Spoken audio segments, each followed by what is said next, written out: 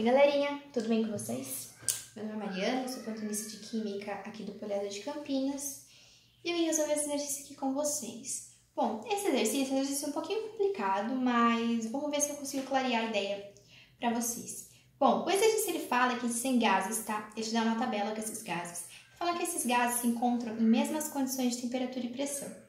Bom, quando essa informação aparecer pra gente, uma coisa muito importante que a gente tem que pensar é que quando os gases se encontram nessas mesmas temperaturas e pressões, essas mesmas condições, posso usar as leis volumétricas, né? Que eu encontro uma proporção entre o número de mols e o volume.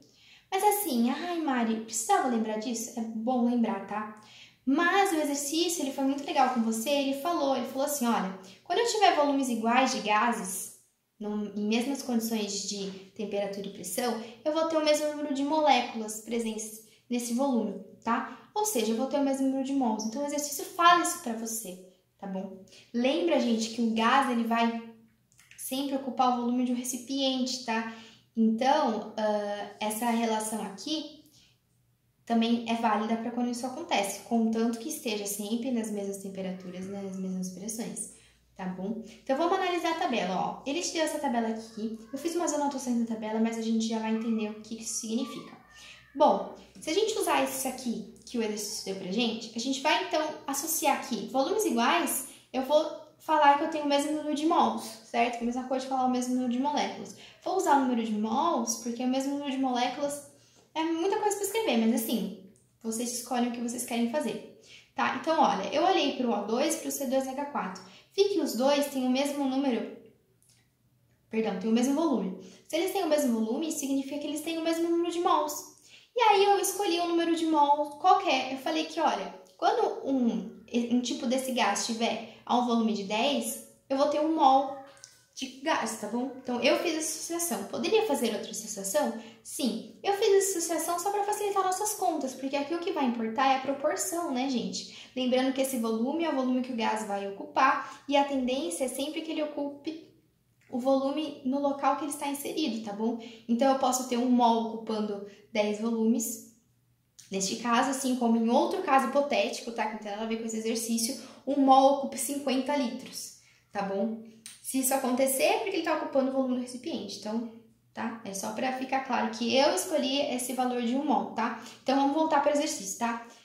Eu sei que aqui 10 litros, escolhi que nesses 10 litros eu vou ter 1 mol de gás. Então, se eles têm volumes iguais, significa que eu preciso ter o mesmo número de mols para os dois, por isso que eu coloquei 1 mol para cada um, tá bom? Quando eu olho para o CO e para o CO2, eu tenho 20 e 20 litros. O que isso eu enxergo? Que eu tenho o dobro, não tenho, do que eu tenho aqui embaixo? Se eu tenho o dobro de volume, eu preciso ter o dobro de número de mols, certo? Então, aqui eu vou ter 2 mols. Beleza? Porque sempre é proporcional. E como os volumes aqui são iguais, eu preciso ter 2 mols nos dois, tá bom?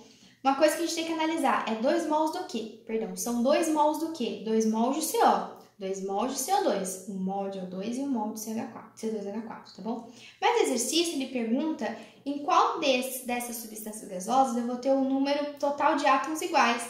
Então, não basta eu olhar o número de mols, eu tenho que olhar também quantos átomos compõem cada molécula. Então, vamos pensar aqui comigo, ó. Vamos ver se isso aqui faz sentido, tá?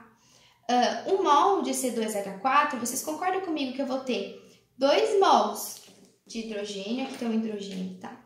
Perdão, 2 mols de carbono, aqui faltou um carbono. Eu tenho 2 mols de carbono que compõem essa molécula e eu tenho 4 mols de hidrogênio que compõem essa molécula. Então, no total, quando eu tiver 1 mol, eu vou ter 6 mols de átomos compondo essa molécula. É só somar os átomos que a compõem, beleza? Para de cima também, né, ó, em 1 mol eu vou ter 2 mols de átomos de oxigênio. Como só tem oxigênio, eu já escrevi aqui direto 2 mols de átomos, tá bom?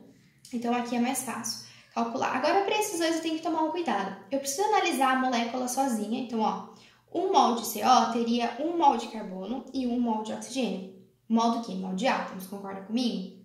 Então, no total, eu teria 2 mols de átomos. Só que eu não tenho 1 mol de CO, eu tenho 2. Então, eu preciso multiplicar esse todo por 2. Então, no total, para o CO, eu teria 4 mols de átomos compondo esse volume. Belezinha? Mesma coisa para o CO2.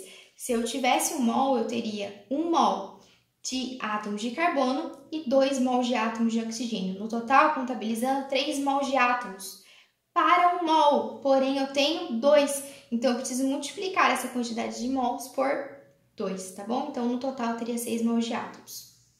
E aí, né, gente, já vou organizar essas ideias para vocês, mas eu só escrevi a dica, tá? Que eu tô analisando em mol de átomos, ao invés de converter para 6 vezes 10 a 23. Porque é a mesma coisa, né, gente? Aqui é só a gente colocar o valor aberto desse mol. Só que imagina a gente numa questão rápida pra gente responder, escrever toda hora 6 vezes 10 a 23. A resposta tem que dar a mesma, porque a gente vai respeitar uma proporção, né? Mas eu teria que ficar fazendo mais contas. Então, eu vou trabalhar sempre com mol de átomos, tá bom? Aumenta o mol de átomos, aumenta esse valor aqui.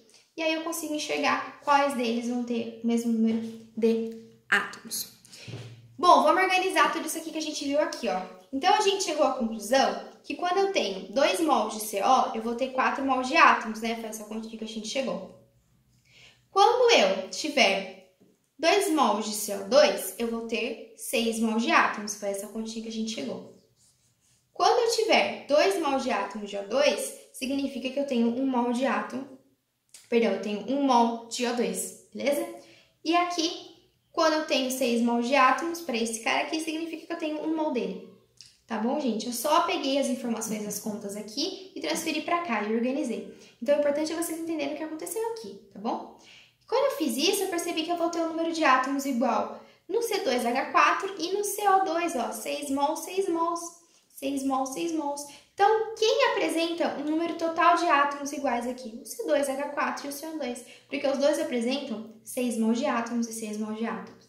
Ah, Mário, eu quero fazer em 6 vezes 10 a 23. Beleza. Pega esse 6 e multiplica 6 vezes 10 a 23. Pega esse 6 e multiplica 6 vezes 10 a 23. Eles vão encontrar o mesmo valor. Por quê? É uma proporção, né, gente? Então, o valor que a gente tem que chegar no final em quantidades iguais tem que ser a mesma, porque eles precisam respeitar essa proporção. Beleza, galera? Espero ter ajudado vocês. Esse deve ser um pouquinho complicado mesmo, mas espero que tenha ficado mais claro, tá bom? Muito obrigada, bons estudos e tamo junto!